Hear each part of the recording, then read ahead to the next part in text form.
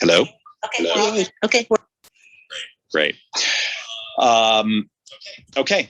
If you've been here before, you know what we're doing next. If you're new, get your remote ready, get that trigger thumb on that play button, but don't hit it yet. We are all going to press our play buttons on the count of 3. 1, 2, 3.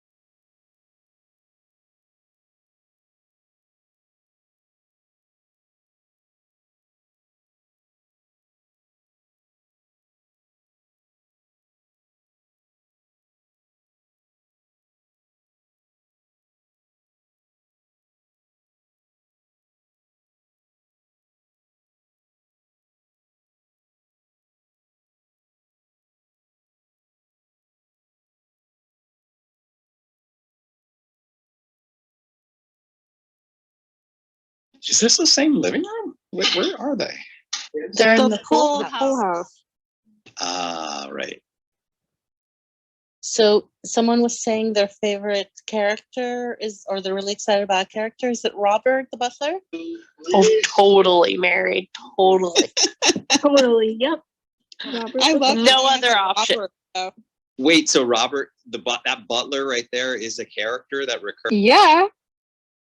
Well, I mean, I don't want to spoil anything. Spoiler I'm just alert. saying All it's right, a new all right. character. All right, new character. No, he gets beheaded in the same episode as you, actually. Sorry. Oh, yeah. Gosh, Lily, you're not supposed Sucks to to spoil. suck. I'm kidding. Oh, I forgot about that. That's right.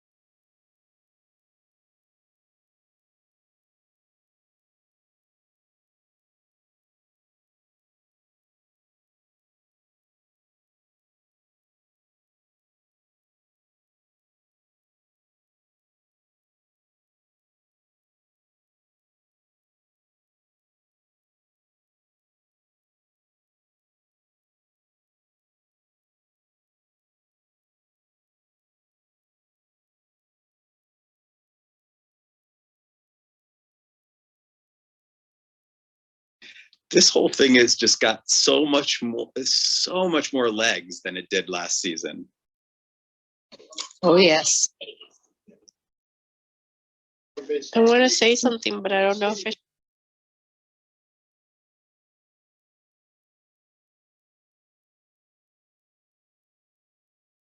It's just like, I mean, I've said this before, but just last season, it just felt like they were glossing over that. I didn't really know how I should feel about it, where it feels like the writers went home that summer and were like, we really need to spend some time on that storyline, because it just feels like that's now going to be, I really thought that it was going to just fade away, and now it's starting to feel like that may be a season-long storyline. I think part of that might be because in the season finale, they had the big blow up and Emily realized that Lorelai already knew, even though she wasn't supposed to know. And I think that's why they've gone deeper into it. At least that was my feeling. I know, it's just that, like, usually when a character doesn't know, you, the audience, like you don't know either. And so that's what that whole thing was a little weird, because I wasn't sure if I was supposed to be kind of unsure whether or not they were. And then Oh my gosh, the sweater. I tried to find this sweater. I couldn't find it. I love that sweater is awesome.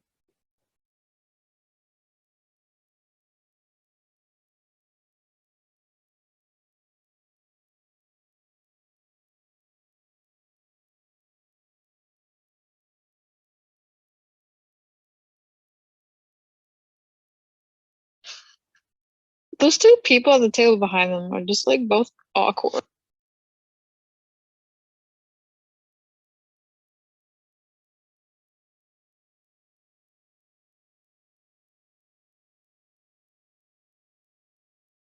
Mm-mm. Mm-mm. Mm-mm. What?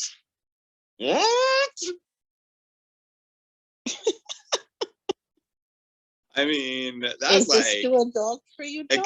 accelerating this this chemistry has just accelerated in one episode. Oh, this is that episode. Yes, it is. I love Sorry, I that love this. reaction. So good. Yeah. They're so It's the cute. beheading episode, They're guys. so We're cute. not supposed to. Oh, I'm sorry. I really shouldn't be laughing about beheadings, but you know, Kelly, it's okay. You just laugh with us.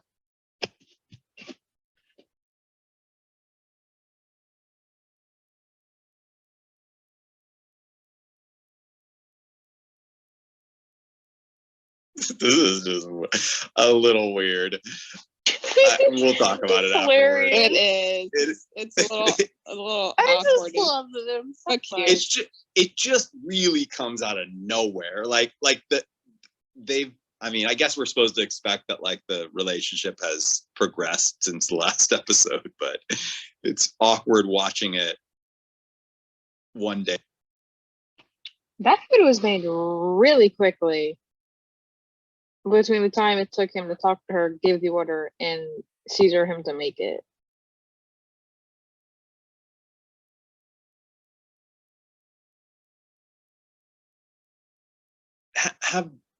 Are we supposed to assume that Luke and Lorelai have had sex? No, I don't You're think not so. supposed to assume anything. We're not. I'm never not supposed to say assume when you're anything. They haven't had a real date. No, that was No, just they're that was just that sort of conversation. talking. They're just sort of talking like that, though. Like that's I guess what. They're flirting. It's okay. Yeah, that conversation was meet me at 7:30.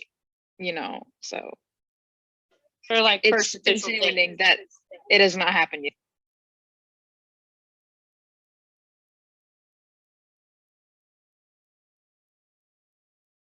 My favorite boy is back. Oh, I love him. Ugh. I love the Team movers. Marty. I have Marty. to say, sorry. Yep. No. You're Team Marty party of one. Party That's of you, two. Yep. Party No. of Sorry. Party of three. Oh, I'm not Team Marty, but I'm not anti-Team Marty. Marty I'm just doesn't here. offer I'm just Rory here for any- Marty. Honestly, I'm just here for Marty. Whatever Marty wants to do. I love that they still have the cushions on the couch. I to move it. know. That's Even the throw pillows. Marty is Yeah, definitely I the did type that- of that's what I person I meant, would the be pillows. friend in college. Maybe she's not rooming with This her. is never late.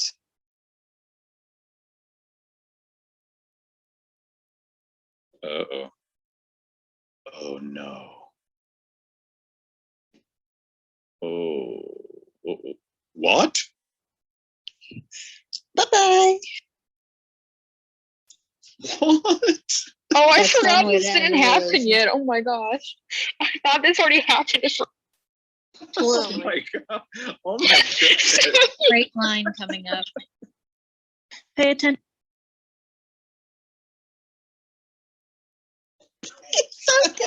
I love that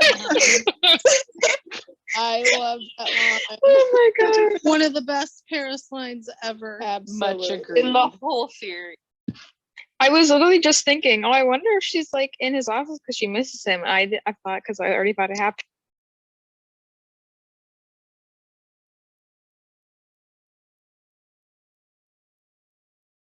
Paris being Paris. I love her. That pearl necklace, though.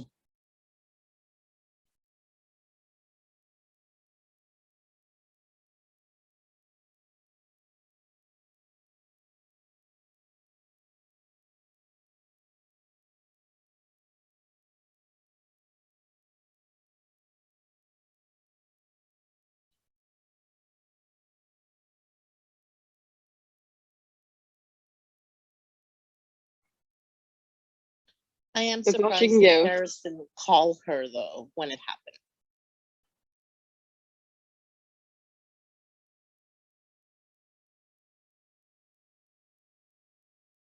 I love these ladies. Me too.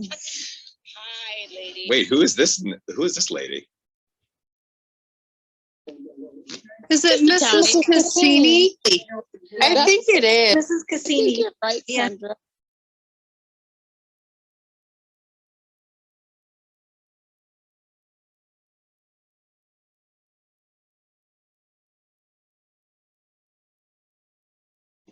Ageism. Yeah, I feel personally attacked. Like, I mean, I'm feeling real weird. I think they're attacking Jerry for being a moron, not necessarily how old she. Right, because he Exactly. jumped his wife for someone younger, but ended up being older. Right. Oh my gosh, the chandelier is not centered.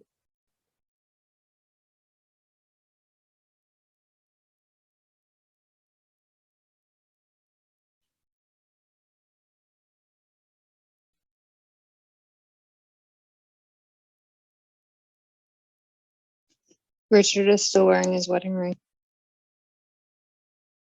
Well, they're trying to keep up appearances, right? I was gonna Yeah, say, 'cause yeah. she is too. Emily, He still Yeah. wears that ring.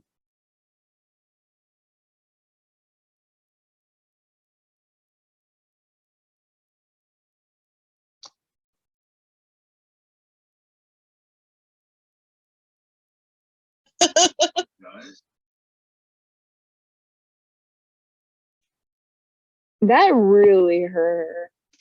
The snark in this episode is super high from everybody.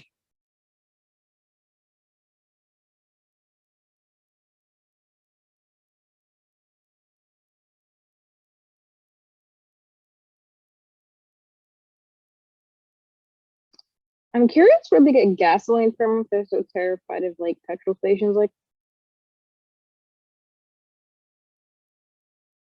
or gas stations. Like.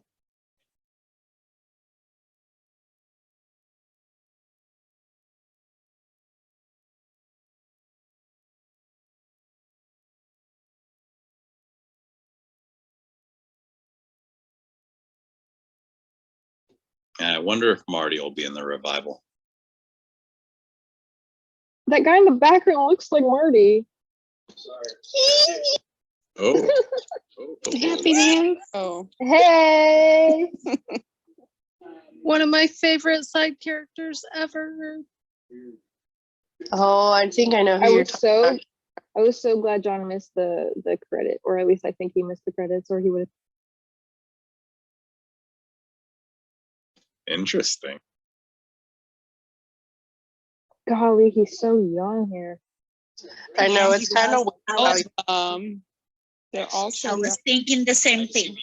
I was watching some videos of the resident earlier, and I'm like, oh my gosh.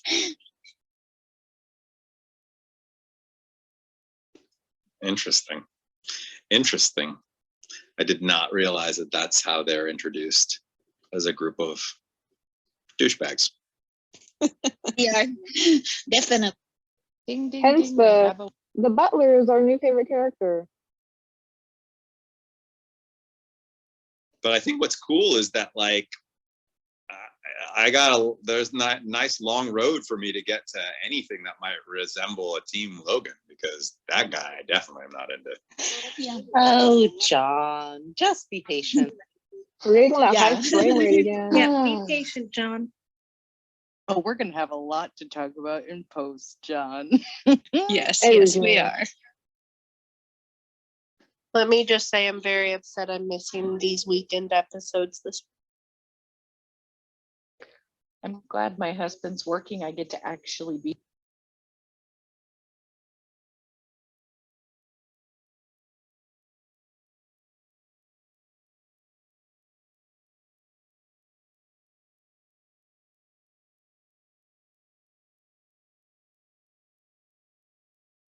Can I just So good. say, if He dorm looks so rooms good. look like that, My I would God, have this lived I in one. a love dorm how for awkward this 40 is. Yeah, me too.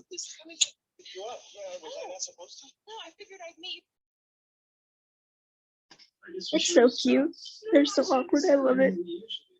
Even their clothes look awkward. She's really blurry and he's like a lot clearer. That's like kind of Yeah, that's I noticed that actually too. the light. I believe that's a light. The light is causing. Well, no, actually, you know what it is? It's that the lens.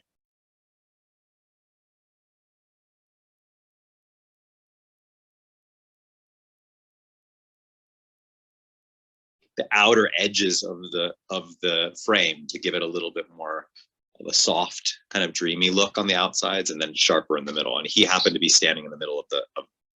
All right. And this is where we shall be quiet because Yes. Yes. John got a phone.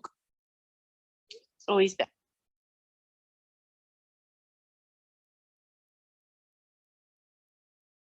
I just got a phone call that I just sent a voicemail from Nick Holmes, and I'm wondering if Nick Holmes is in this episode and he thinks that he wants to he join or is. something.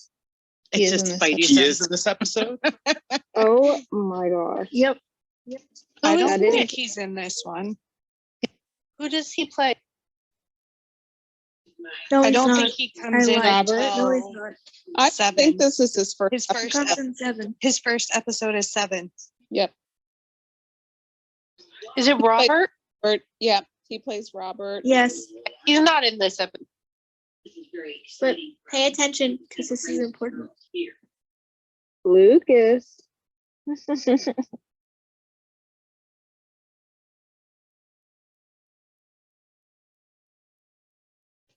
The the West Wing fangirl is just dying inside me right now to scream. I love her, I love her, I love her. She's from West Wing. Mrs. Landingham. Mrs. Landingham. Oh yeah. I never put that together. Thank you.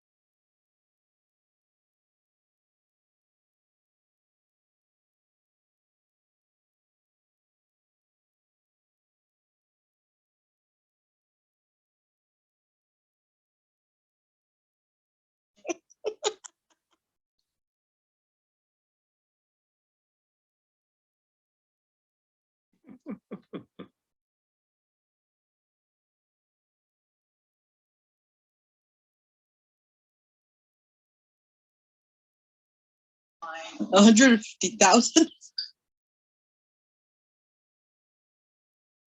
One of the greatest lines ever is in this episode, and I'm looking forward to it.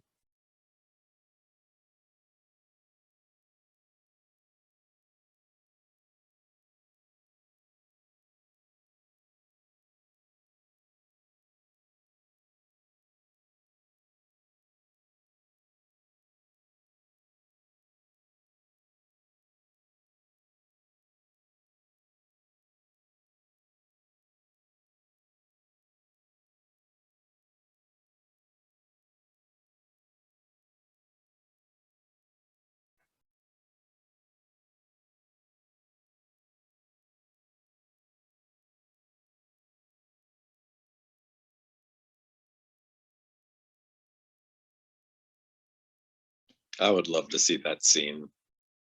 Oh, absolutely.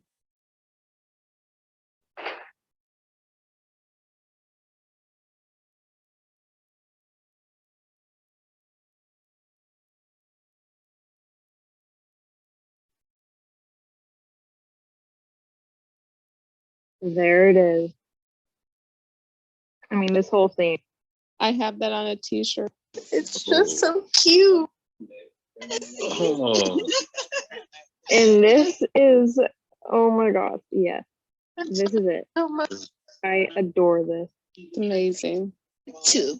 Me this too, is me too, me too. this is really, really awesome. Oh, What a great shot. That's how long they've known each other. That's 8 how long years. he's been waiting. That's where he gets the podcast title from. Yeah. Yup. It's my Got favorite. it. Got it. It's like the iconic. I am all in is like one of There's the the answer to your most question, though. And now we're There's your answer. They have had sex. There it is. There it is. And they have sex on flannel sheets. I'm saying the way his neck is propped up, I I've feel never like noticed that- I've never said that about flannel sheets. I'll never look at flannel sheets the they're same just way again. weird looking. I instantly noticed. But it's not a single bed anymore. And the champagne is I said that too. Oh, nice touch. And I think this is the first time we see that tattoo. Yeah. And I seen this like 1,000 times, never noticed the champagne. Me neither. Either. That's why it's fun watching it like this, because somebody spots something like that and then we're all like, oh wow, when did that show up? Right? So true. So fun. His hat is on the table. I just realized that. I was gonna say that. Oh, the blue- Spaceman, no pirate. I also feel like he has a shirt that is that exact same same pattern. probably does, yes. And she has taken every single pillow. That is a funny little bit.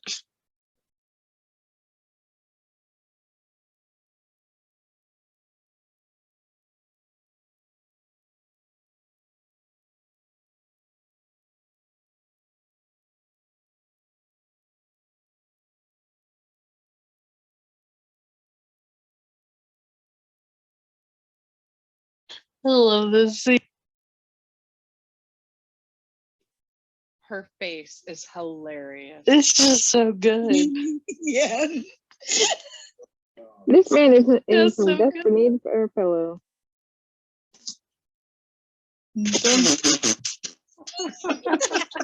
There you go. Gypsy and Kirk right there, front and center. This is just great.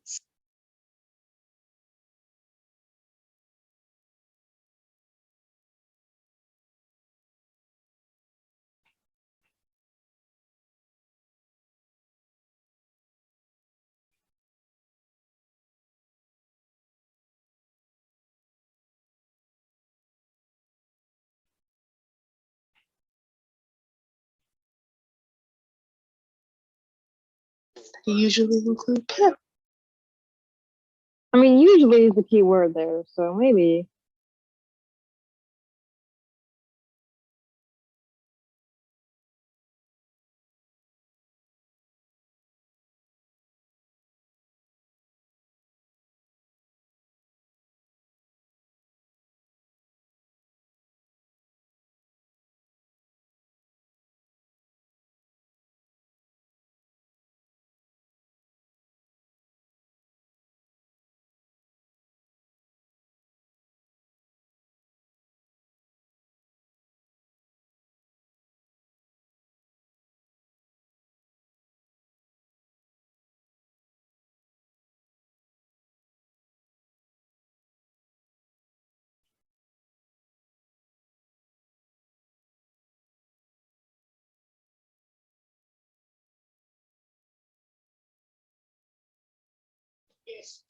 Finn is my favorite. Mine too. I love I him. was gonna say he's so cute. So Same. he's so funny. This is where Team Logan starts for me. This is my favorite. I love this song.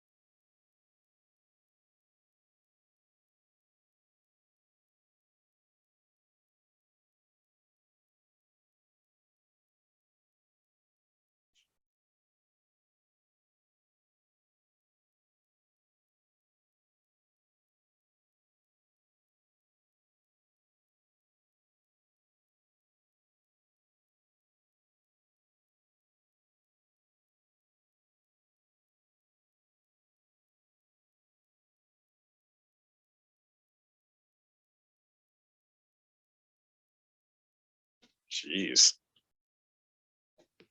Has anybody ever noticed that disturbing drawing near Logan's head? It creeps me out every time. I can't say that's what I pay attention to in this scene. Same, Charlie. I just noticed it when you said that, and the cutout Yep. eyes are No, freaking me out. Definitely not what I'm paying attention to. Agreed. My social anxiety would simply say no to this.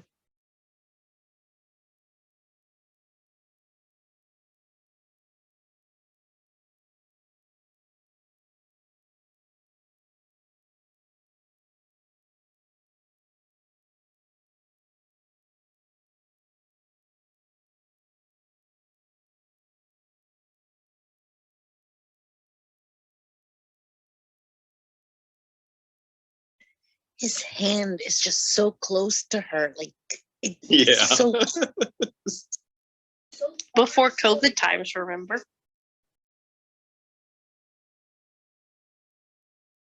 I think she's enjoying it though. I do too. Of course she is. I mean, he's keeping up with her. Definitely keep up with her.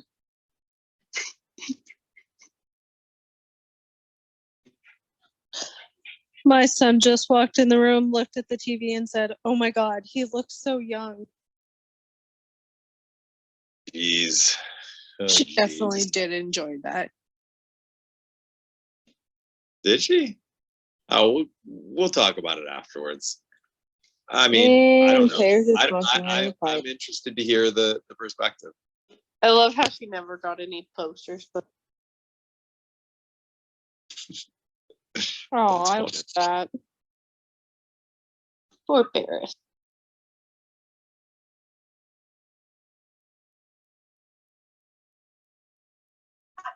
Sam's in a Delilah. I just noticed that.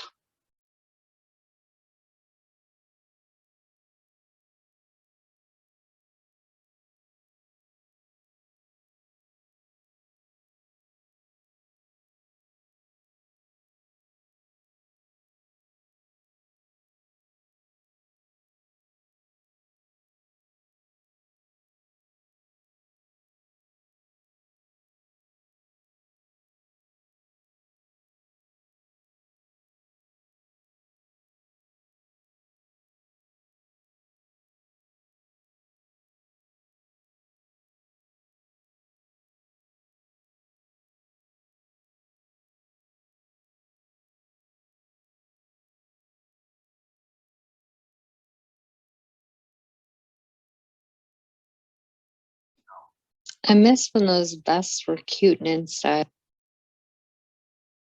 They're coming back. I agree. She always looked good in those. I love her style in this season. It's one of my favorites. Same. I feel like I'm looking Really like through this on Delia's for camera. Lorelai.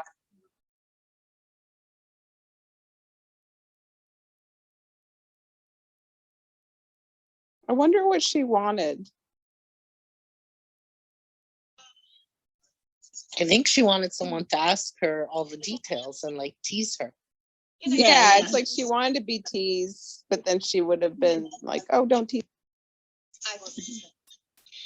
Well, she was expecting it when she walked up and it didn't happen. Yeah. Oh, Madonna Louise, I told. I love that one of you that's been talking, your audio and my audio are exactly the same. So it's stereo every time you cue up. Same for me. Thank you, sending me.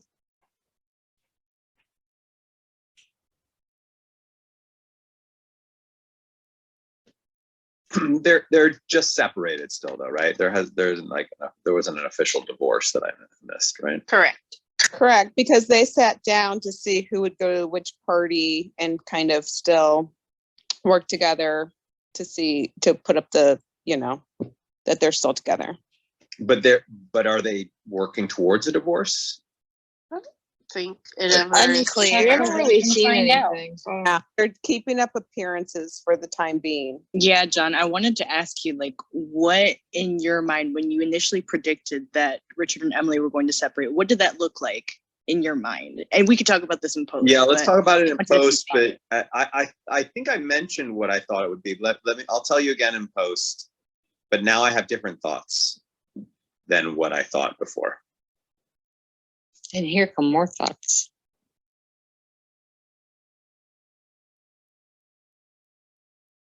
Like maybe like Richard's gonna like hook up with Penelon Lot. Uh-oh. Yeah. Do you think of that? Do you think that's possible? Anything's possible. No comment. We ain't saying nothing.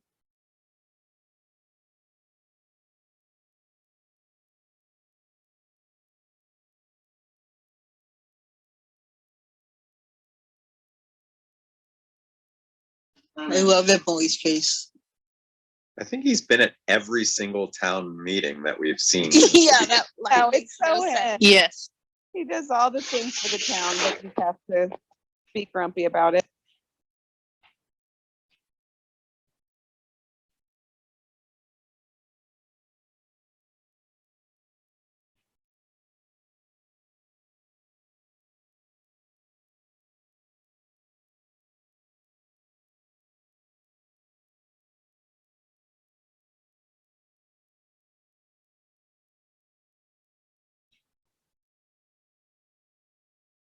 Who taught Emily that word? I don't think that he's seeing somebody. I think that this is part of a larger plot. I don't think that he's seeing anybody, but she thinks he is, and that's going to cause some problems. But maybe he's seeing Penelon Lot. I was just gonna say maybe it's Penelon Lot. Penelon Lot.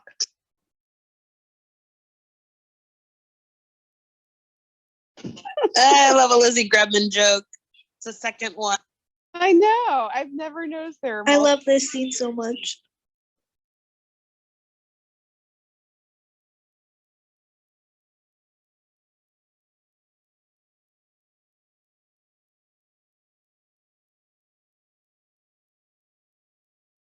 Hey, is that Tana? I don't think so. No, I thought that for a split second, but it's Yeah, her name. Also, I love that shirt of Rory. I think it's a promo fake shirt.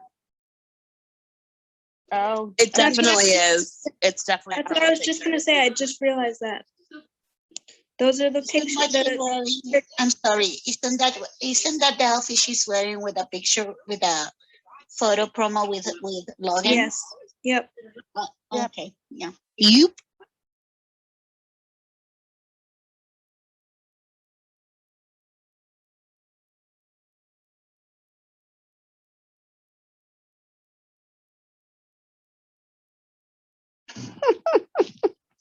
I love this. She raised her hand for both. Me too. This does not seem like the type of thing that a town hall meeting would be decided. Yeah, that's why I love it.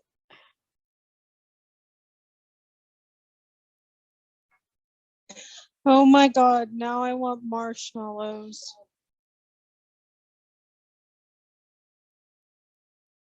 Feared.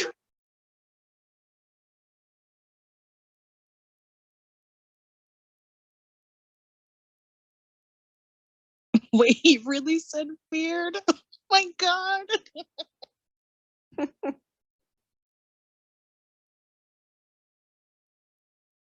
I love Luke in this scene.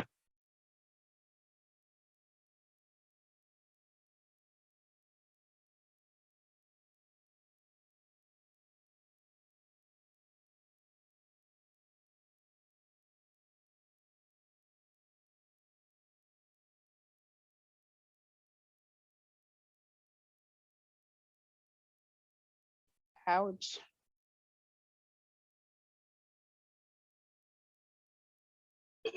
Yikes.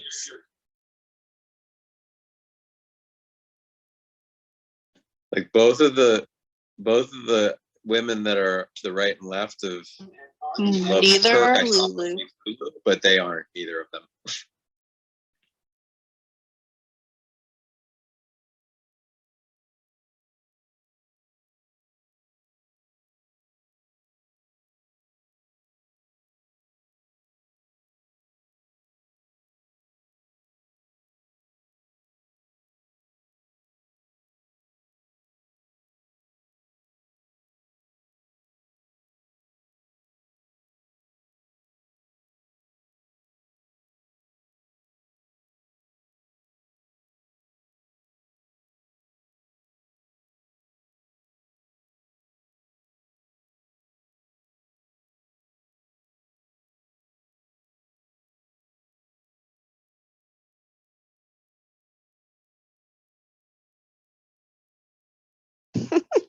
Taylor and his charts. It's like Regina Gill screenshots and notes. 100%.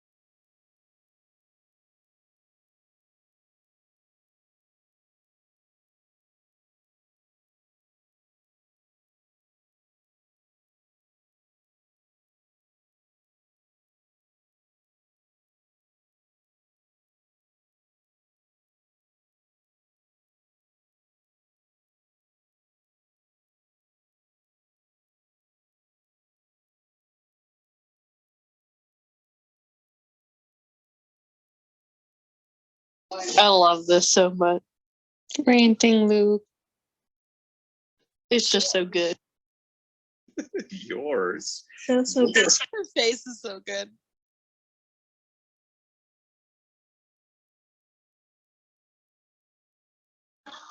Of the fight.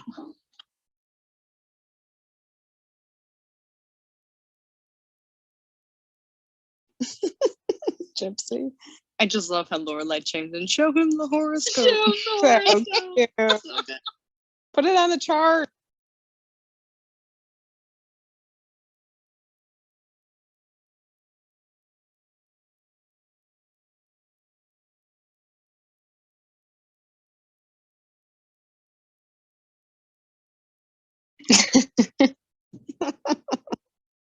I would love to read the notes, like the minutes from these town meetings. Just wait. He said, "You still in?" Oh my God. Oh. Sorry, love sorry, this. sorry.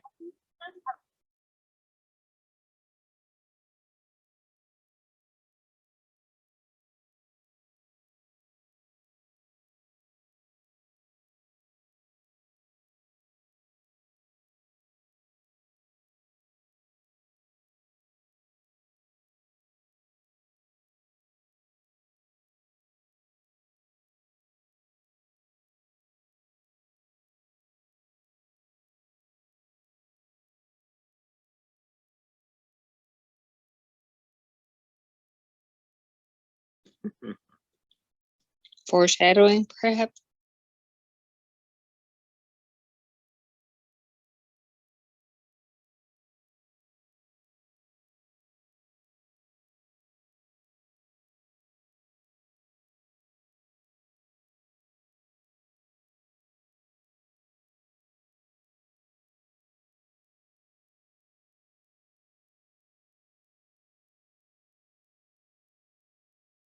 She totally flukes here.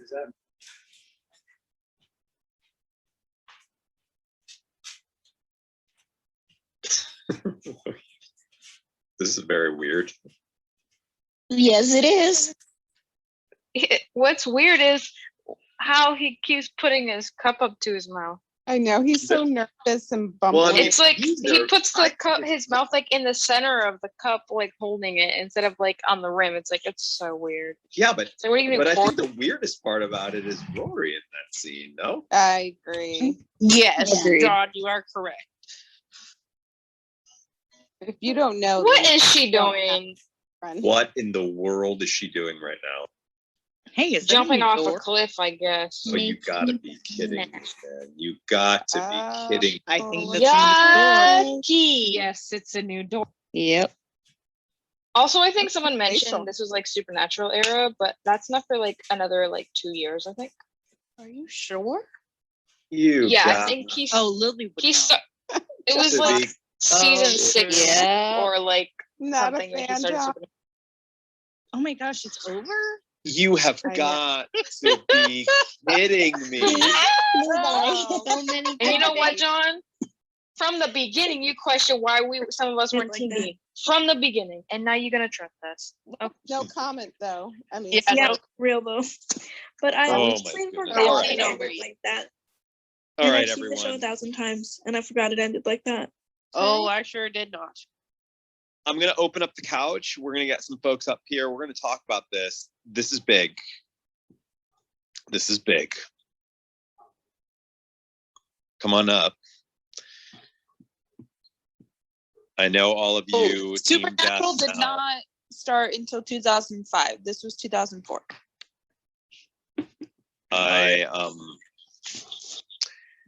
Yeah. All right.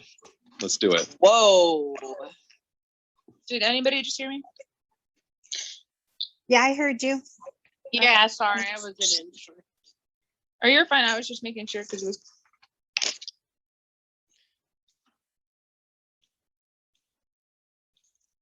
So where should we begin? There's a lot in this episode to talk about. Emily and This- Richard. This is a good episode. This is a Emily real and good Richard? episode. Yeah, let's talk about Emily and Richard. Can I go first? Yeah. Cool.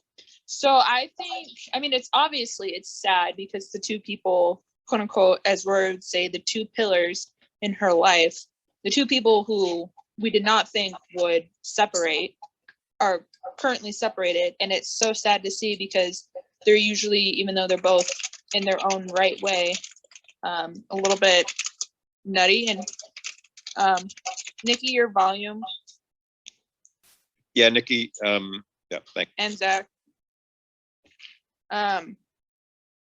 they're not stable, so kind of in a roundabout way kind of changes the dynamic, not kind of, it definitely does change the dynamic of like the entire family. And obviously, if they're not on good terms, then it's kind of like the whole phrase where like, if mom's not happy, no one's happy type thing. And it's definitely changing the foundation and kind of making it rocky. I mean, obviously we know what happens, so like we can't say much more, but it's really sad to see like the people who were super, super happy and super close now be kind of at each other's throats and saying like, oh, like I went to this, so you should go to this. They're like picking and choosing what like functions they should attend, where honestly, they can honestly just go and just not talk to each other, but they have to be petty about it.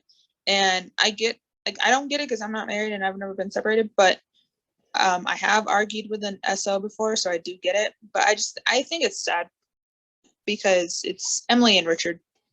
Yeah. Am I the only one who feels though that Richard seems to be much more resigned and accepting of it than Emily? Emily is so like petty about what he's doing and why is he in the house and why is this?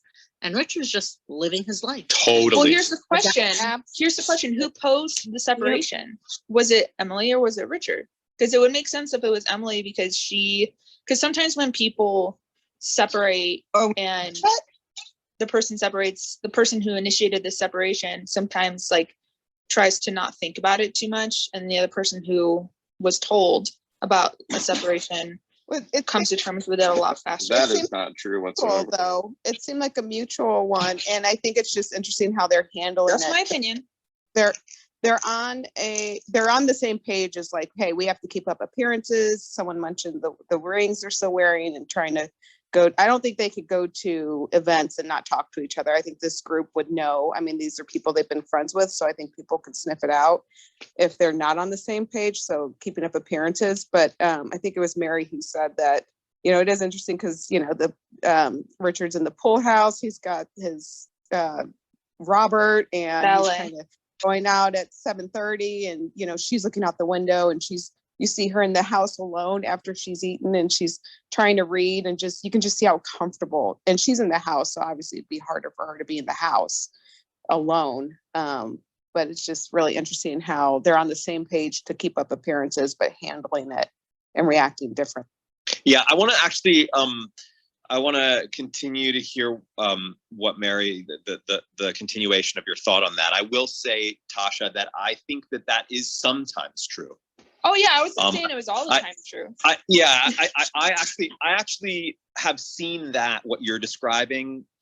You know, when a breakup is initiated by somebody, that the other person sort of comes to terms with it quicker, and then the person who initiated it sometimes gets this feeling of regret, like, and then strangely they become like freaked out about the whole thing, not realizing like, well, you were the one who broke up, you know? Yeah. So I have seen it before, but I think to Zach's point, it is not always the case. There are certainly situations where people break it off and the person who got their heart broken or got if there was a heart to break, really can't get over it. But Mary, I've been on both sides of it. Yeah, Mary, what can you continue what you were saying? Because I was really interested in that. I pretty much got to it, which is just this idea that like they've taken it very differently, even though they are supposed to be similar people and similar status. And you would think the shock or the, I don't know, I like not the shock, but like the I can't figure out the word, but you would think that they would react the same way in wanting to be close to one another and watch over one another. But Richard's just moved on with his life and he's like, this is what you want, this is what you want. And it's made Emily even nuttier. And so I wonder how that's going to play in the future, in the sense of if this separation gets more serious, is it going to be out of jealousy? Well, you know the answer to that question because you've seen the show. I'm thinking that exact same thing. Like, I'm feeling like, without really knowing what's going to happen, I'm feeling like, and that's why I said, you know, this season, that storyline just has so much more like narrative legs to it than it did last season, because at this point, like I can actually see stakes involved, right? Like before I couldn't really see any stakes. It just was this like weird, you were kind of seeing it from Lorelai's perspective, but like now we're really in there. We're seeing it from their perspective and we can kind of see the stakes. And I'm predicting that this is going to get weirder and it's going to get nuttier. And I think that that it's going to get weirder for Emily. And I don't really know exactly what that will do, but I have a feeling Emily's going to do something. I have a feeling Emily's going to do something. Like, I don't know exactly what it is, but I do feel exactly what you're saying, that like Richard seems kind of just chill. It's the reason why I was like, I don't think he's dating anybody. I don't think he's going and meeting Penelon Lott or any, I don't believe that that's happening, you know? He's just, I think, a little relaxed, probably because he's like, for once, not getting kind of bossed around and feeling like, you know, he's not feeling a lot of the neuroses that that he gets from her, likely. But I think that she is going to get, to use your words, Mary, nuttier and nuttier, and something's going to happen. I don't know what it is. What is it? What is it? What is it? Don't tell me what it is. You all know what it is. If it is anything, Can I maybe it's point out one odd consequence of her nuttiness? She actually complimented her staff in this episode, which is very rare. Oh yeah, that's true. That is true. Yeah. Zach, do you want to do? Yeah. So first off, I apologize for my initial response, or at least the way I said it. I would never want to suppress anybody's opinion, and it is definitely opinion. And just because I maybe don't see it 100% the same way, it doesn't mean it's wrong. So I felt I needed to start with that because I think Tasha did bring up a good perspective. That being said, where was I going with this? Shucks. Okay. Have you had your own experiences that have sort of said the contrary? Is that where that came from? Where you're like, absolutely. Yeah, that's definitely not the case. Yeah. Like what you meant to say was that's definitely not the case in my experience. Sure. Yeah. And in my experience, and everybody's mileage varies, right? I've experienced this both as a friend, as a child, multiple times, as a person in that situation. And if anything, I think there's actually, and maybe it comes like with their upbringing. Maybe it's like tradition. Maybe it's part of like appearances of aristocracy. I know we have pointed that out, but I think they're actually operating in a civil way. I've seen some, even some interesting situations from a professional standpoint, and he may like, assuming that Emily did propose the separation, Richard's taking it in stride. He, even though she would probably do pretty well, in the division of the assets, he probably has experience and the means to end up with most of it, but he's staying with her, being supportive, if anything, like for the appearances, but maybe as like for whatever feelings that he feels for her. And it could be like a financial situation thing. Maybe he wants to make sure that she's taken care of. Maybe he wants sure she has benefits. So there definitely could be some different ways, but yeah, maybe Emily's going a little nutty, but I think this is actually pretty civil. So call it like upbringing or high society or even like breeding, for lack of a better term. But okay, yeah, I rambled. Sorry, I'm done. That was, I totally get it. That makes complete sense. I'm being sensitive because I've got some like frying happening in the background. Does anybody else have any thoughts on Emily and Richard? Do folks want to move on? I do. Sorry, I was trying to get back into the clubhouse. I was gonna say something about this. I think just one of my main things is that Richard is being like he's just being mean to her. And I mean, Emily has her like quips and her little like, sassy little comments that she makes to everybody. And but then like there was that moment when I think he was like making fun of her, essentially telling her, "Oh, you could see the stain with your nose up that high in the air or something." And like she looked really like genuinely like hurt about it. And then she sort of just like straightened up and went like, we need to go, or like to whatever party or something like that. She started talking about something else or something. And it's like, you don't see like Emily sort of saying things that are gonna like really hurt him like that. Like you find her in frustration with him, but he said something like that actually you could physically see affected her.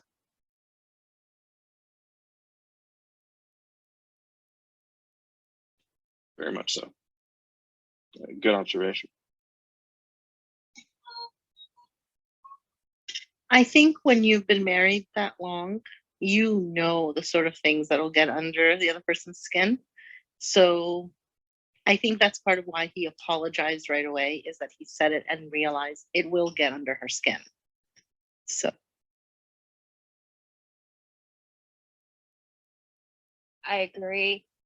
I mean, Richard was kind of rude there, you know, and I would have taken that to heart too.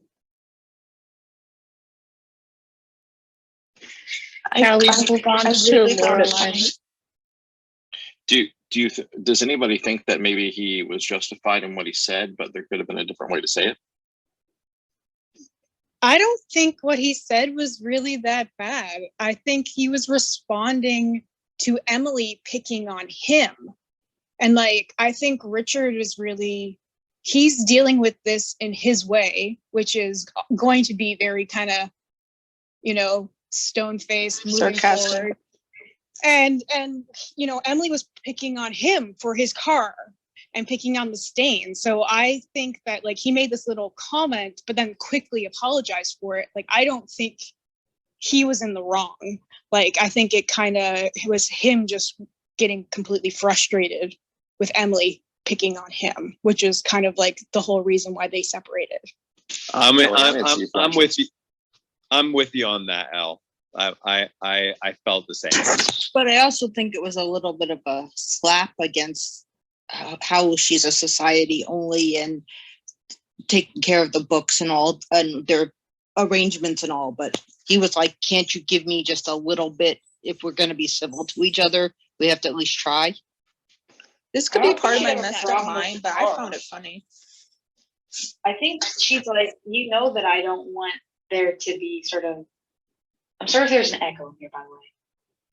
She's like, you know, I wouldn't want there to be like this oil stain on the driveway. And like, he knows that. He just doesn't really care. He's like, well, I want to do it. So that's that. Kelly is flashing. Kelly. I was just going to say, remember that this whole separation started over Richard suing Digger. And Emily warned him that he wasn't going to like the consequences if he ran Lorelai off. And so I think she still holds a grudge for that because of those weeks that Lorelai didn't come to dinner. But I also, and I have to say it's my warped sense of humor as well, I found the comment hilarious. Right? Does anyone else think that it was a buildup from Penelon and the? Oh yeah. Oh, sure. It very well could have been. Yeah. Because she does. I'm gonna shut up because I don't know if that happened yet or not. No, it hasn't. Okay. I'm glad somebody knew what I was thinking. I also think that, remember when Lorelai and Rory came for the Friday night dinner, when they realized that Emily wasn't sleeping there, Lorelai made the comment that Mom would never park in the driveway because she would have a fit if there was anything on it.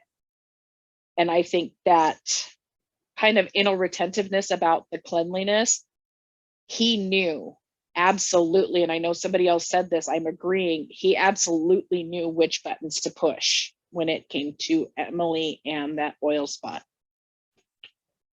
That being said, I think Kelly and Tasha brought up some good points. And it was funny. Was he being sarcastic with Emily? Absolutely. But I think it's like when you talk about conflict resolution or how to deal with situations, or even like in law enforcement, you have different levels of escalation. And, you know, Emily's a very direct, authoritative person. And sometimes you need to respond to different people in different ways. Was sarcasm necessary? No, but a direct approach or comment may have been necessary, because that sure got her attention. And then Richard's like, okay, I did something I normally don't do. I should apologize for it. But it served a purpose, not only for comic relief for us to talk about, but I think it was a catalyst, or at least a development point in the whole thing. So kudos to the two of them for a point.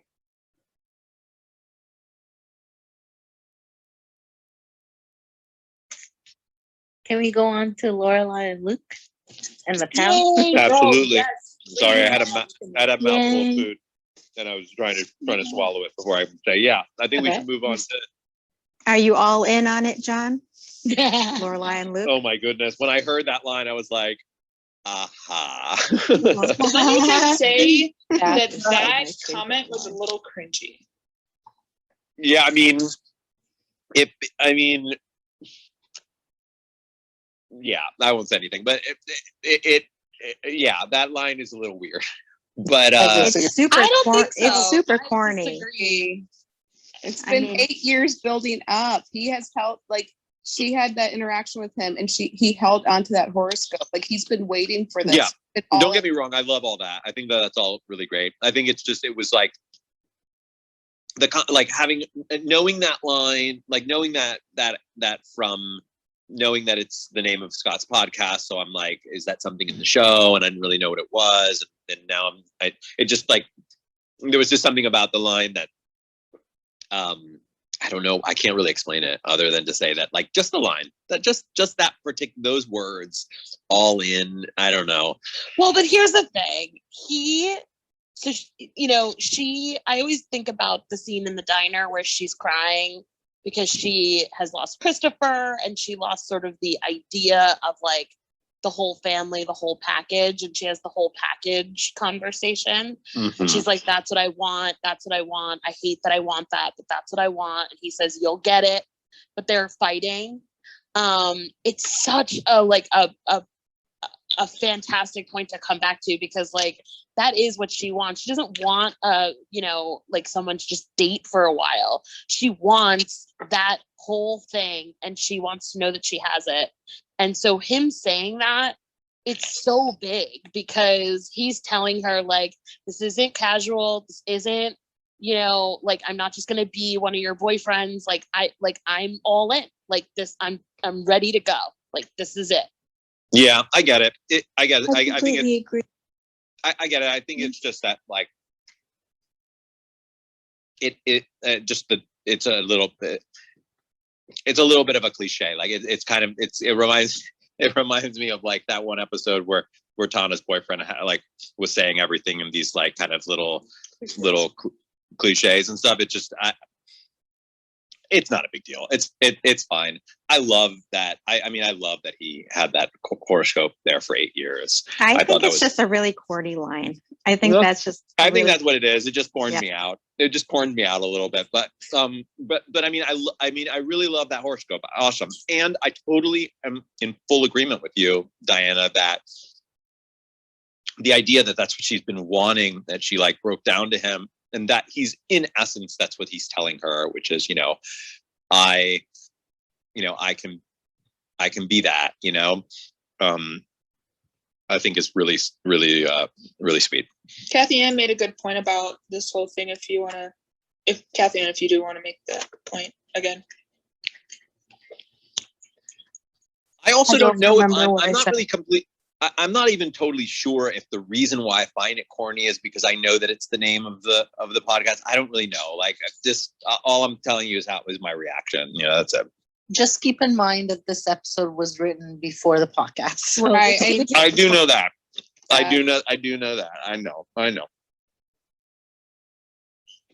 I like that he said it to her, but I have always thought it was kind of corny just because of I think I always felt that way just because of the way he kind of says it and then the look she gives him, like she's like she can't really believe he said it, but she kind of gets what he's trying to say. It's just it's sweet, it's a little corny.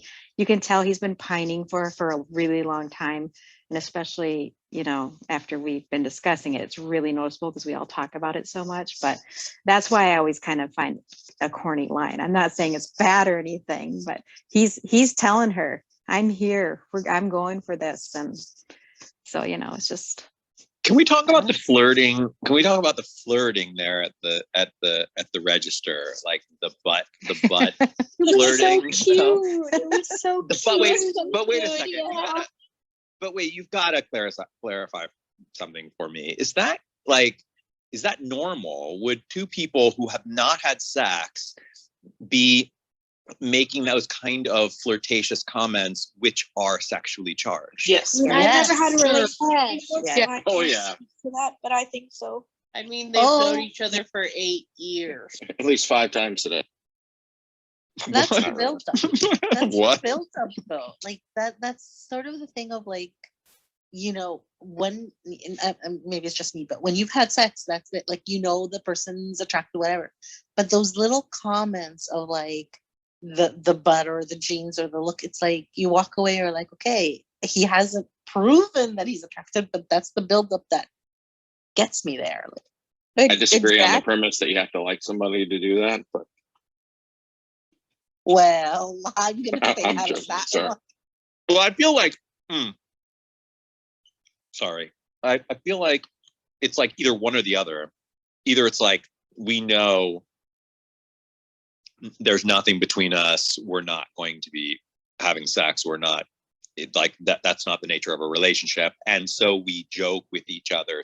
Like, you know, we make these sort of sexually charged jokes because that's just like kind of, we're joking around. Right. And then two people who are having sex, who are in a relationship that way, and they also make those types of comments. What I just haven't seen is that one in between, right? Two people who haven't yet had sex, they are dating, it's the beginning of a relationship, but they're saying those types of things to each other. I guess I can buy it from the standpoint of these two have known each other for a very, very long time. But it just still kind of caught me a little off guard. And I think also from the standpoint that that just as viewers, we've only gotten a few episodes with these two, and there's been nothing about their relationship so far that has had any like of that kind of sexual chemistry. And then all of a sudden it's just like bam, right there in front of us. You go, Kathy. I like that. I can agree with that because it's like, you know, I mean, I would be a little put off if somebody like who I was attracted to and was attracted to me started talking to me like that before we even like had anything. So yeah, I feel the same way. To I think a point that what were you saying and then what John was saying too is this has like been building up for possibly a while, and maybe it wouldn't normally happen, but I think this is like pent up energy and it's kind of like really coming out now, and I think the kiss was a jumping off point. So. I think it can happen like in any way, because I mean, I'll just say this just for sake of argument. I'm an extremely flirtatious person, and that's just my personality. However, it is very easy for me to flirt with someone or vice versa.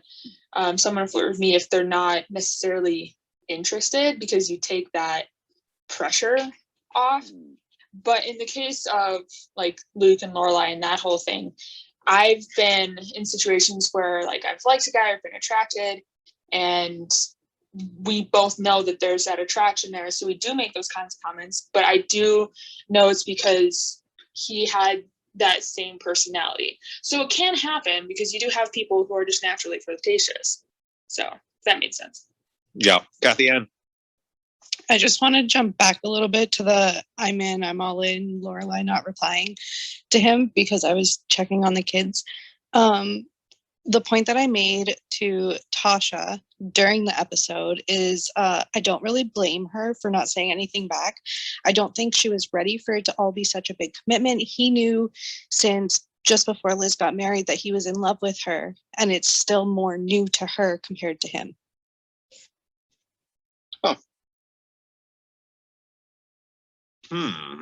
I don't know. I love that line, but maybe that's just because I'm like a poet and that's like super like something I would probably like write in something, but I don't really find it corny or anything. I always thought it was like really cute. I got to simmer with it. I might feel might feel the same way after I've had a little bit of time away from the line. But again, I can't stress enough. I was completely there with that horoscope. I mean, and actually, I would love to poll the room really quickly.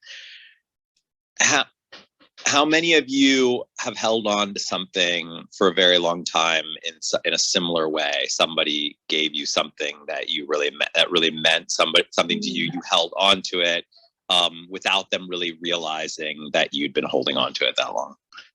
Jeez. I mean, that's basically like, that's just a human thing, I guess. Like everybody freaking does that. And can I point out? Oh, I was gonna. By the way, I would also flash my mic as well. And it's not always romantic. Like I've held on to things that are from my girlfriends from high school that Me too. every time I look at them, it reminds me of a scenario from our high school year. Yep, Same me here. too. I've never been in a romantic relationship, so I don't have any mementos from that type of a relationship, but I have plenty from friends and things like that. So I have something that is very special. I always gonna have with me. I teach. I am a teacher, and I was doing some things for Mother's Day, and one of my students made me one with a very special message, just thanking me for taking care of them. And I have that, and it's very special to me, and I never would put it in the trash.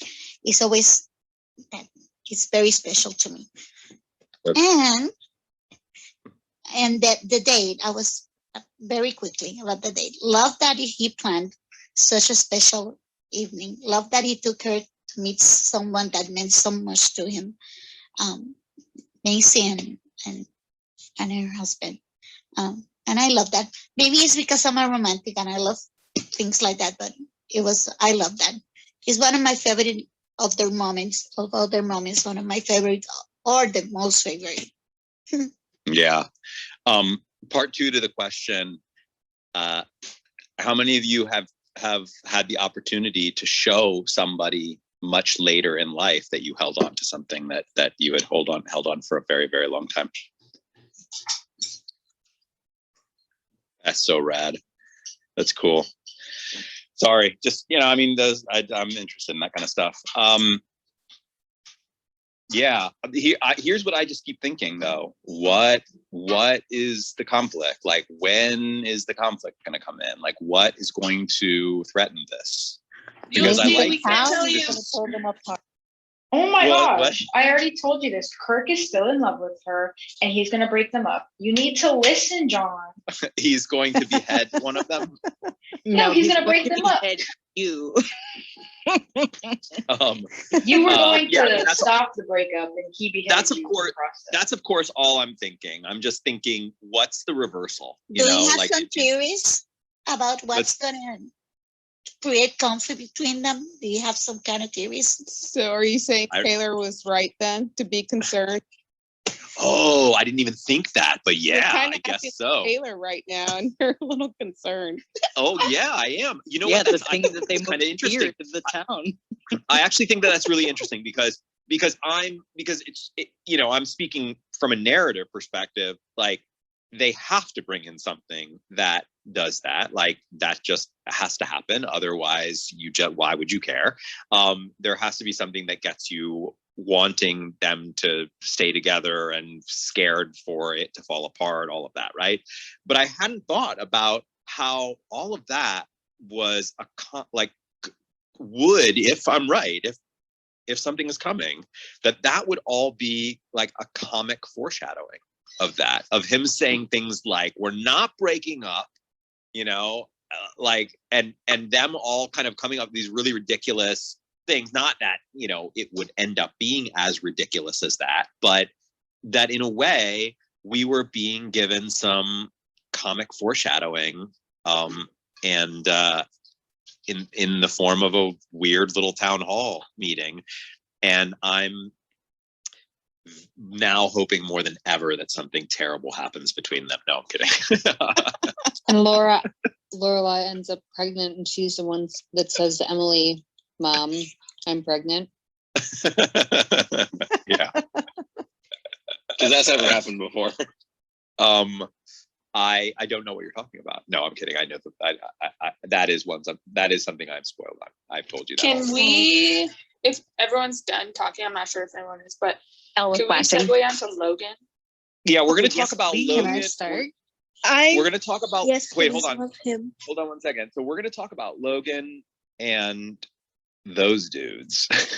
And I'm going to definitely be tapping some of you all Logan fans, like, why? It's your time. And, Oh, and we're gonna, this one. If I And tell you we're gonna- why, I will spoil the. and we're gonna without spoiling. You can't spoil. Wow. Yeah, that's why I'm gonna keep Right. it quiet. Also, Okay. Fair enough. Also, Colonels. I mean, I'm kind of, you all know I'm kind of half kidding. I mean, like, you know, I know obviously there's so much more to come, and that I have to expect that the road is going to change my perception of him the way that many other characters have changed in my perception. But let's talk about, let's dig a little into that. We could also just gloss over quickly the Asher and Paris stuff. I had one thing that I wanted to add to there that I just thought was kind of funny, but and then let's also not forget that we do absolutely need to talk about that last moment. Elle was splashing at the bottom for a while. Just Before we to do anything, Colonel. Yes. Colonels, don't bash the system, folks. You've got a little bit of time. Hey, John, You've can you got do a it. poll of how many people are Logan? That Oh yeah, I'd like, yeah. that Let's like do a poll. Logan. Let's do a poll. Logan fans, go. Team Logans. Let me see. I know I see you there, Regina. Interesting. Okay, cool. Great. Good to know. So T's coming up because I think she wanted to jump into the poll. I'm guessing. Kathy Ann's gonna lose her mind if she doesn't say something. T, I'm trying to bring you up. Hey. Oh, there we go. Yes, Kathy Ann. Yeah, so those three things. Asher, just a quick Ashery thing, and then we'll go on to Logan, and then we'll end with Dean Rory. Kathy Ann, hit it. My thing's about Logan, not Asher. Okay, cool. So then let me just say my one thing about Asher. It's just about the actor, really. I just found it a little, there was something a little weird about like if I was the actor playing Asher, and then I didn't come back in the next season for whatever reason. I'm sure that it was because of conflicts that, you know, he couldn't do it or whatnot. It's just weird that he was killed. He was killed, and then they had a wake for him, and you see all of his pictures up there. Maybe that's a little bit of the superstitious part of me that I've sort of mentioned to all of you, that there was just something a little disconcerting about seeing Michael York. Is that his name? Yep. Just seeing him in all of these pictures and you know, and sort of a wake for him. That's the only thing that I wanted to say about Asher. I think we needed to have something else for Paris, because obviously she wasn't at Yale, and we all know that Paris is that person that needs things to be exactly the way she wants them to be, which we all saw when she came back to the States and moved rooms with Rory. And so I think just to kind of close off that chapter in Paris's world, something needed to happen, because I don't think that they would just break up and Asher or Paris be the one to break up. It would have to be something from like outside forces to break them up. Yeah, but my I'm just wondering, you know, is it necessary from a narrative perspective to break them up now? They could have probably gotten some. They could have gotten some narrative juice out of like that happening in the season. So I guess my question to anybody who might know, do we know if the actor just couldn't come back or decided not to come back or whatnot? I'm wondering why they would just decide, like when, you know, when something like that happens, like for example, Dave Rogalski just doesn't show up at the beginning of season 4, and of course we know that's because he's on the OC. Like they don't even give the opportunity for any closure there. It's just like that's that, you know. So in my mind, I'm thinking probably the actor couldn't do it, or something happened where they just decided they don't want to bring him back, like outside of the actual writing of the show. And if anybody knows that, I'd be curious to. I just I'd looked be up curious to hear. IMDb, and he did a show like right after Gilmore Girls called La Femme Musketeer, but he was only in 2 episodes. But then there were a couple things after that, so I don't know if he had things already like in contract or what, but it doesn't really say much. It just showed that, so I don't know if that's but there's 3 things after Gilmore Girls that all came out in 2004, so maybe he had other things he was doing. I don't know. I was gonna say I don't know if he had to leave, but it gave the opportunity for the most amazing line. Yeah, that line. That was great. That line is very. That line is very, very funny. I wonder if they had like I also don't see a great future in that relationship, really, because like they've already explored the fact that she was hanging out of his classroom to try and talk to him, and that it put Rory in an awkward position to be between them. So like I don't know how much more story they'd be able to get out of that. Because if they really wanted, they could have just kept him like in his office. Like she goes and meets him in his office, right? He doesn't actually have to be on the screen for the relationship to continue, kind of like they did with her first boyfriend, Jamie. Right. But I think they were running out of what they wanted out of them. Yeah, I just think that they could have brought him back for like an episode or 2 and then like sort of done that, you know, maybe even given him his own actual death scene. But it's true, we got a really funny line out of that. You know, just something that was on my mind. It's the damn I lost the pool one? No, when she says no, Rory. He did not. I did not kill him with my vagina. Great Oh, yes. Brought down by my vagina. Right down by my vagina. That was a very funny line. That's just the most out of pocket line. Yeah. Yeah. That's a classic. I'm guessing that is a classic Paris Geller line, along with the like, you know, no, it's National Baptism Day. Get your tiger tubes. Yeah, I'm guessing that this is like in a top 10 list of Paris Geller lines. This one is like close to 1 or 2. Yeah. Let's move on to those hoodlums. Kathy Ann. Waiting for this one. Okay, so I want to start off by saying that Logan wasn't the one who was the actual jerk during the meeting at the coffee cart. That was mostly Colin. The only thing that Logan said was that he recognized him and he saw some type of, what's that word? Uniform. And that he made a kick-ass margarita. Then when they meet again in the hall,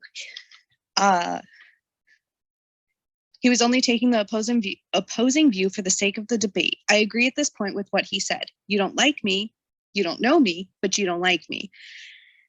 I say he wasn't technically in the wrong or rude to anyone at this point. We don't really know him to not like him. All we know is that he's enjoying the banter, his friend Colin is a jerk, and Finn likes redheads.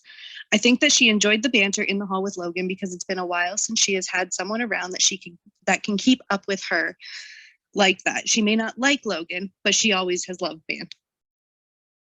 Yeah, okay. Amen. All right. First of all, that was awesome. And I love that you heard me and then you just started writing, which is awesome. And I didn't consider that. I totally am judging him. Like, I don't like him, but I don't know him. And I guess that's exactly the point he's making to her. Yep. He also, well, she pointed out that he complimented Marty on his drinks, but he also inquired if he was still going to be looking for work because he thinks of him as a good bartender and would want to hire him again. And I don't really take that as being rude. He may have said it in kind of a weird way, but I don't think he was being rude. I think he was actually genuinely saying, we like you as a bartender. I want to hire you again. Where are you staying this year so I can call you? So, and a lot of people took that whole scene as him being mean to Marty. And it he's also still in. throws in that, I assume your financial situation hasn't changed yet. That was a bit. Yeah, I was going to It's say. but it's still, Like I said, it's his way of mostly asking. Colin. He- Mostly Colin. I think that it's A lot pretty taller. safe to. I think it's pretty safe to say that, like, there is a very subtle subtext of douchiness that's coming out in that scene. I think it would be really. Right. It wasn't subtle. I mean, like, it's happening there. But I will say that his point is valid. His point is valid. Like, I don't really know him. I just am basing it off of this sort of first impression. It's true. I do not like him.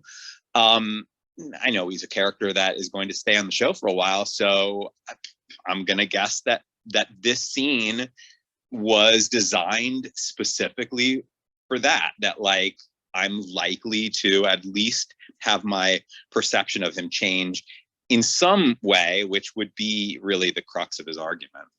To Kathy's point, she brought up some really good points. He thrives on conflict. He keeps the company of rude people, and he mostly keeps people, in regards to what they can do for him, like the bartending, and he puts them in a station of financial whatever. And I think that's villanesque, and I think that comes from a privileged station and influenza. And if that doesn't make a bad guy, I don't know what does. I will say this because Kathy did a majority of the work that I was gonna do. Like, I had my notes ready and everything. So I love that she. I'm sorry. All of that. No, I don't. I love it. But I am gonna say, right, from what we know, right, we know that, like, Colin bumps into Marty, right, and then after the entire interaction, where it was mostly Colin being a jerk, right, we see Marty tell Rory, like, I hate those guys, right? Hold on, let me look at the transcript to double check. Okay, he says, I kind of hate those guys. And then Rory says, really, I can't see why. So again, this goes back to what I've been saying about the unreliable narrator, right? So Marty doesn't like those guys, and then Rory doesn't like them. And then by proxy, we as the audience are not supposed to like those guys. Those are nothing but privileged dudes who are nothing but shallow and vapid and have nothing of substance. That is how we're supposed to view them. And I think that's what people are doing, right? It was evident back in, and I'm going to say this until, I'm going to say this like forever, right? Like, it happened in the Donna Reed episode, like, Dean was defending his mother, right? And Rory saw that as an attack. And, she thought Dean wanted that lifestyle. Dean wanted his own Donna Reed. And that's how most of the audience members took it. This is happening again. That's all I'll say. Mm-hmm. I think with Logan, I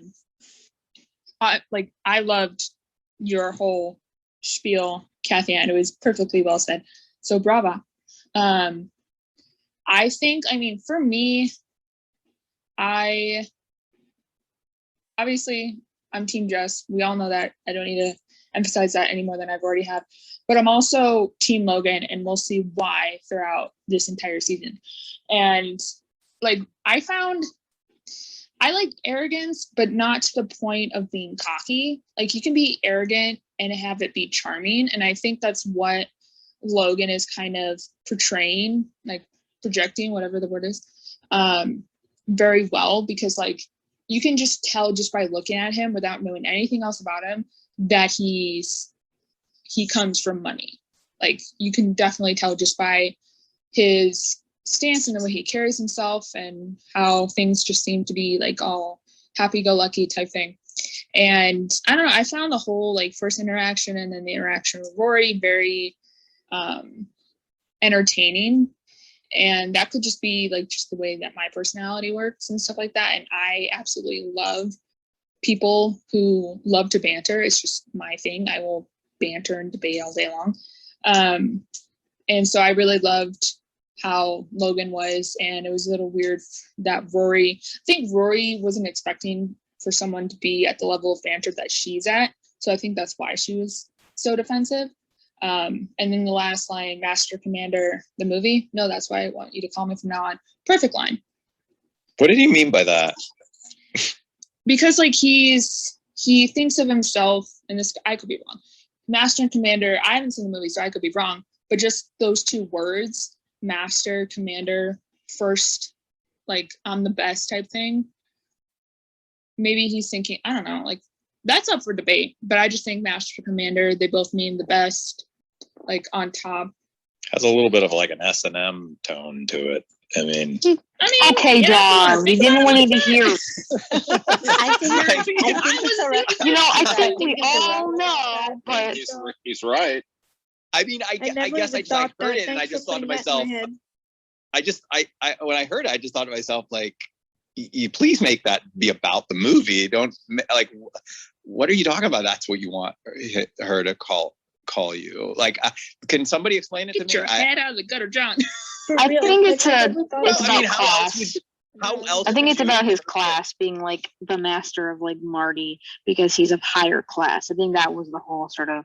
Really? I mean, but he asked, something like that. I Wait, think but that he asked Logan feels Rory like he to call won her. the debate. I Yeah, think he Logan won. feels Yeah. like he won the debate. So he won their little strange argument they were having because she couldn't counter some of his points, and so he felt like he was master and commander of that particular debate. I agree, Chris. And Yeah, she that's got how a I little saw it. flustered too. And he stayed perfectly calm and cool, and she was kind of flustered and kind of, he says, "Oh, you're angry." I think he got to her a little. I mean, he is very I just charming. wanna say, Hey, let's go with the whole banter thing. That makes him a good boyfriend, right? Well, I was gonna He's got say banter. it just doesn't land for me as like something that he would say that would be charming. I think like I think he's trying to be sarcastic. It's a reference to the book Master and Commander of the Far Side of the World. Yeah, I do know that. Well, which Oh. is the movie that she's of course referencing, because the movie is based on that book. And but he then tells her that no, it's not the movie. It's what I want you to call me, which is weird. I don't know. I think But it's kind of a pun. it is, he does reference the movie directly with his quote, when he says, "Now tell me that wasn't fun." That is a quote from the movie. Oh, okay. Who said the banter was the boyfriend? That was me being sarcastic. That was Oh, Chris being okay. sarcastic. People love to say that the reason that somebody's a good boyfriend for a Gilmore is because they have good banter. So I'm just being a little sarcastic. Oh, I'm that's sorry. I mean, that's true. I mean, there was a moment when he was walking up the steps that I was kind of like, oh, I'm guessing that this character is beloved by a big portion of the fandom because he's one of those classic, like, really can hold his own in like that sharp-witted, bantery debates. Am I right on Yes. Yeah. I agree with that. To the Master and Commander point, Master and Commander is the first of Patrick O'Brien's novels about Jack Aubrey. Sophie is the square-rigged ship that Aubrey is Master and Commander of. So I forget what my point was now. Well, I mean, I lost. One thing though that's interesting there. One thing that is interesting is that the movie is based on a book, and Rory is a bookworm. She is a book person, and he makes a reference to really the book and she says the movie. And in a way, it's like a moment of failure for Rory, because shouldn't she know the book? She's also a big movie person, though. Her and her mother both are. Right. Right. She may have been- but she I may guess, have but to mention the movie before the book is kind of a Maybe little. she was putting him down. Maybe she was Right. That's what I was thinking. insinuating that he wouldn't know anything about the book. Right. Like he would only know the. She's Right, making right. assumptions about Logan because she doesn't really know him. So she's assuming things. She doesn't really know who he is. So When you assume, you know what that means. you know what that means. I like to argue that point, but Well, You mean what here's assuming what I will. means? Here's what I'll. I know what it Here's what I means. will say. I'm intrigued. I mean, that's for sure. I'm definitely intrigued. I want to know what happens next. I can't say that I like the guy, but I definitely am intrigued. I just want. There's a reason season 5 I was don't- one of the greatest. One thing though I will say though is that I'm not really there in terms, like everyone was kind of like, oh, she liked that. She really liked that. Not that I'm saying she didn't like it. I don't know what you're talking about. I think she was surprised by it Me because too. I think she always seems to enjoy a little bit of a debate, a back and forth in the past with other people. And I think she didn't want to actually enjoy having a little back and forth with this guy who she thinks is some terrible guy because her friend Marty doesn't like him. And When in the past Yeah, have we I seen her agree, enjoy? Chris. When in the past have we seen her enjoy a little bit of debate with somebody? Can you Jess. refresh me on that? Jess. With Jess, with Paris. With Paris. Yeah, but I mean, I don't know if I would say that that's like enjoying debate. Her She and Jess would enjoyed the have debate. moments. Her and Jess would have these moments of conflict, but like I never really. But they're not, like they're when not I always think of, negative debates, so they're not I always know, bad. but when I think of when I think of somebody who likes to banter with another person, who likes to get into that, like that's Lorelai, clearly, like that, like Emily. instant. You would say that, and, I would, Lorelai and Emily, but like Yeah, that Lorelai doesn't and strike Rory me as- too.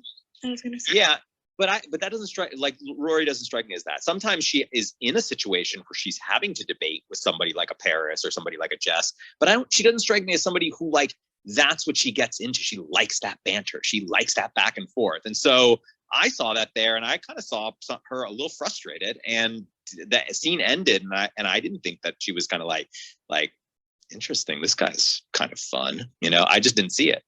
I agree with you on that point. Yeah. I don't think she shows it that she enjoys it, but you have to remember too, she did enjoy being in debate club. That's true too. Yeah, she was definitely frustrated, for sure. She was definitely frustrated with Logan. And Kathy Ann, I really loved all of your points on that first scene, because every time I've watched this show from the time I was little to like recently, I've always seen Logan as the jerk in that scene. I've always like considered him to be a jerk, and I never really considered the whole it was mostly Colin thing. So now when I go back and watch it again, I'm gonna look at it with all new eyes, because I've always thought of him like that until later. Like I'm Team Logan, but I didn't become Team Logan until later on in the season.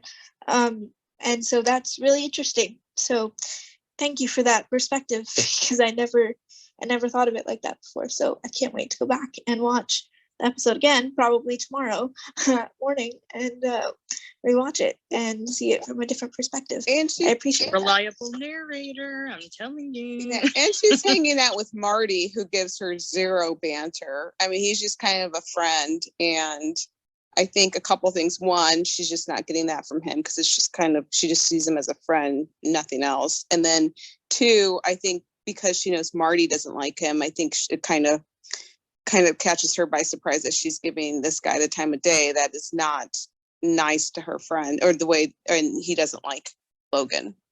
I agree. I actually think she didn't enjoy the conversation with Logan, because I think she's used to being able to argue and win. And here she feels, and clearly she did not win. So true, Mary. Yeah, I don't think she enjoyed that conversation. I think she was more frustrated and confused that And she she wanted found to win. someone who could best her argument. Yeah. I saw Kendra flashing her mic for a while. I'm so curious, Kendra, what do you have to share? The only thing I wanted to say is I don't subscribe to teams when it comes to boyfriends, but I love Logan because without Logan, there would be no Finn. And I live for Finn. That's so funny. He Agreed. is my I absolute love Finn too. Can we get a favorite mic part flash? Oh, I Who's wish. Team Finn? about Who is Team this. Finn? Let's see it. Can I be Team Finn just for his accent? Hell Who's- yeah. Who is Team Finn's accent? Hell yes. Okay, but let's remember Paris was Team Asher's accent. Yeah, but that's different. Let's I love Finn. He's a let's actually move. Let's move on. We'll have plenty more to talk about. I'm sure there will be a few more little sparring matches between those two characters in the coming episodes. I'm looking forward to it. Just say one more thing really quickly. Yeah, sure. I apologize for every argument that I put up for Logan. Fair enough. Let's. don't apologize at all, Kathy Ann. Don't Yeah, apologize. back down. That was your opinion. Yeah, Kathy. I don't think you should apologize for that at all. I think what she means is that there's more to come. Right. Right. That's how I took it. Yeah. All right. So. Okay. Let's end here, and then I'm going to jump off. But let's end here with Rory and Dean. Rory and Dean. Let's talk about this. Good this God. That's all I have to dumpster say. fire. Good This dumpster fire that's happening. Rory right and before Dean our is eyes. the 2020 of season 5. Yeah. Yeah, that's Uh-huh. funny. I wouldn't go that far. I mean, wow. We just got through an episode where we talked about how Rory just is afraid to see him in person because he does something to her and she knows that she's not going to be able to be strong enough to. And I'm like, I don't want to think that about Rory. I want her to be stronger, you know? And then we get this episode. She got stronger. No, I actually think this is coming off of how she saw him. The last time she saw him, and he said, "I'm an idiot because I left my wife for you, and you've dumped me, and you ran off, and so on." And when what's his name asked her, "Do you have a boyfriend?" I think it reminds her that she's still kind of left that hanging. She wrote the letter. There was the result, but she never dealt with the result. So Yep, I completely This is agree her- with you, man. Well, and now I can say what, like, the whole thing. I know, talking about the letter, I said that, like, she was scared to go near him because of what happened when she tried to talk to him and get him to go to Miss Patty's and talk. And I think that was more because she didn't want to be the reason for his marriage to end. And now at this point, the marriage is over and she needs to know what's going on. Agreed. I think what I agree with what Mary said in that I think she was in limbo and she wasn't really thinking about it because she gave him the letter and there was that whole thing, and then Marty bringing it up to her really kind of made her realize, like, oh my God, I really don't know what's going on. Like, Lindsay and Dean are broken up, but like, where does that leave him and I? Like, I need to go figure this out. I need to go see what is going to happen. Like, what if there's a possibility for us? Because Marty's right. Like, I don't know if I have a boyfriend or not. Like, what's going on?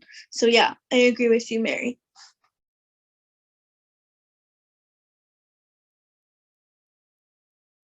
And just keep in mind that all we saw was her going to see him. Like, we don't know anything about that right now. Hey, a lot was said. Go there.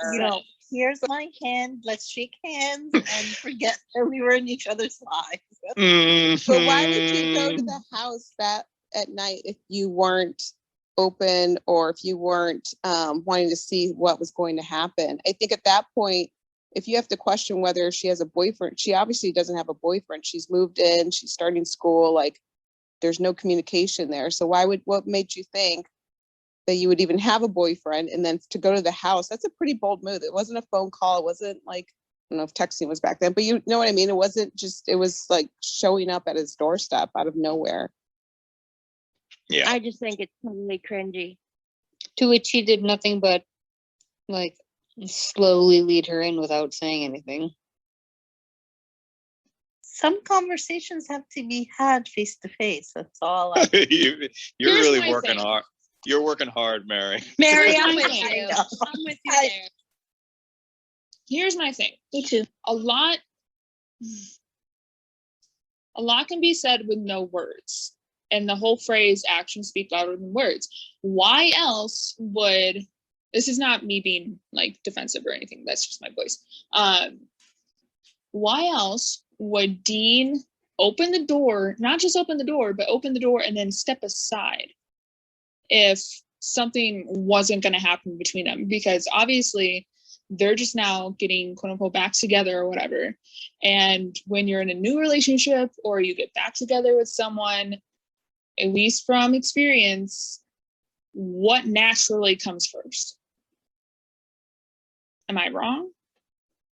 Well, you all know what happens next. I don't. I'm Yes. going to say they had sex, number 3, like third time. I don't know if that's the case, but you all might know based on having seen the next episode. Back in the day when you first saw this for the first time, flash of mics, did you think that they were just having a conversation? Really? Okay, Diana, let's hear it. What? How? What? Because you were agreeing with Mary there. Yeah, I do agree with Mary. I think it's a real testy situation. The last time we saw her and Dean, they were fighting because he blew up his life. And she was sort of hit with the reality of that. And, we see the balloons go over her and she is very sad, like that, because she realizes that like, not only does she not have the guy, she, I think, realizes the gravity of like what they've actually done and how terrible it is and how just like sad it all is and how many people are actually involved. Like, like Lindsay's mom said, like you blew up a whole family, like, and I think like that's what happens there. And so then she goes back to school. She gets asked the question, do you have a boyfriend? I don't think she doesn't know if she has a boyfriend. I think she's just like, oh my God, I've just been through this like real weird thing. And I think the only way to solve it is to go back to her friend that she's known for a long time now and just be like, I almost feel like they don't say anything at all. I think she just goes into the house and they just sit together. Like, honestly, that's what I thought, because it's just such a heavy, terrible situation that like there's nothing else to do. Like, what do they do now? They don't know. So that's what I think. I always thought that, like on every rewatch too, is just like she just shows up because they know each other for a long time. They have a kinship to each other. They've done this like really like terrible thing together, and now they kind of have to sit with it. And I feel like that's what's happening. Interesting.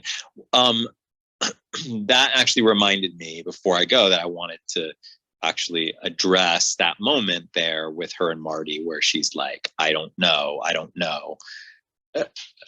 Explain that to me, someone, because I don't get it. Like, what do you mean you don't know? You do not have a boyfriend right now. Like, that's a really easy one. Like, there is nobody in her life. Like, Jess is gone.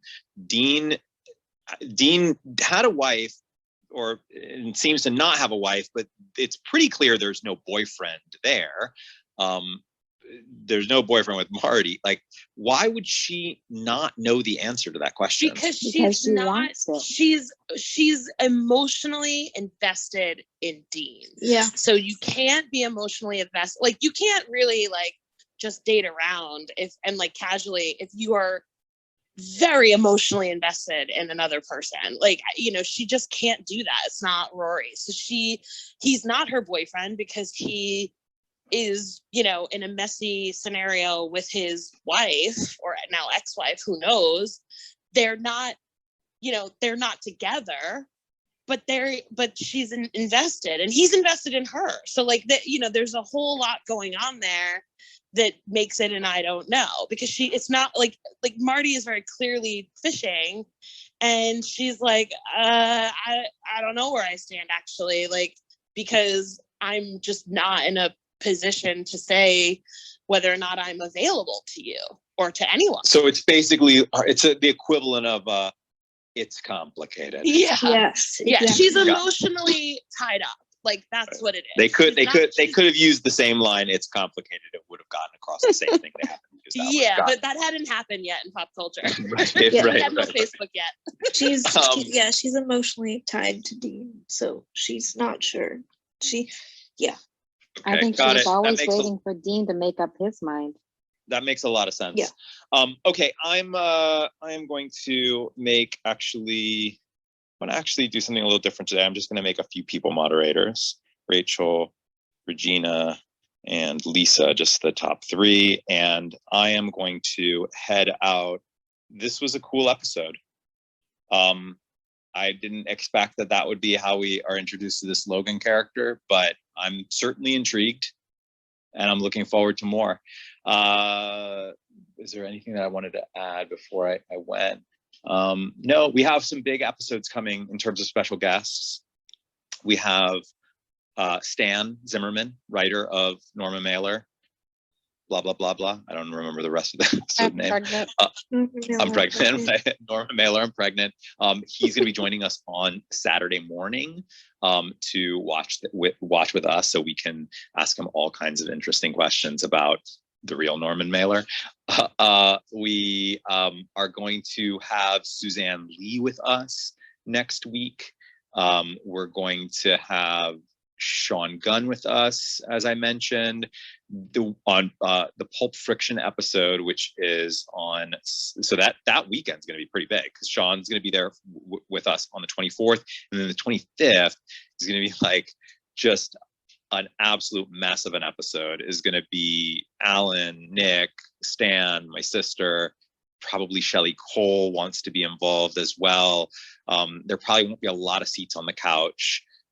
There probably will be a reservation system that day. I've got a voicemail from Nick Holmes. Maybe he wants to join us before then as well. I don't know, but we got a lot of really cool stuff coming. Nick may want to join for episode 7. Yeah, because that's his first episode. Oh my god, I'm gonna cry. So cheers. Me for too. John. Actually, me too. No, not tears of joy, like tears of sadness. Tears I of missed that sadness. episode. What? Yeah, I gotta missed that work. episode for work. Oh, I see. That yeah. episode is my Yeah. favorite episode of this series. So I'm Which living one? the Which one? supervisor life. 7, episode 7. Episode 7. Okay, cool. Yep. All right, everyone. Thank you so much for watching this with me tonight. And we will talk again tomorrow. Thanks so much. Bye, Good John. night. Good night, everyone. Bye. Bye. You know, Regina, so if he comes and you don't make it, I think we should all ask him to say hello, Regina, so it's in the recording and you can have that forever. And I would cry. I mean,